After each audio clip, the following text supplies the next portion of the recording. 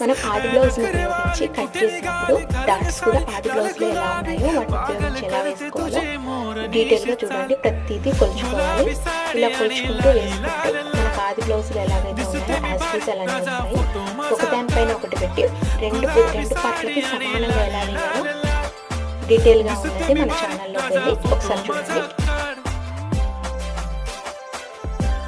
కింద కనపడే టైటిల్ని ప్రెస్ చేయండి. మన ఛానల్లో ఈ వీడియో మీకు పూర్తి డీటెయిల్స్ తెలుస్తాయండి. ఇలాంటి మరి ఎన్నో టిప్స్ కోసం మన ఛానల్ చాలా ఈజీగా ఒకదాని మీద ఒకటి పెట్టేసి ఎలా కొలుచుకోవాలి ఏంటి అన్నది డీటెయిల్గా ఉందండి.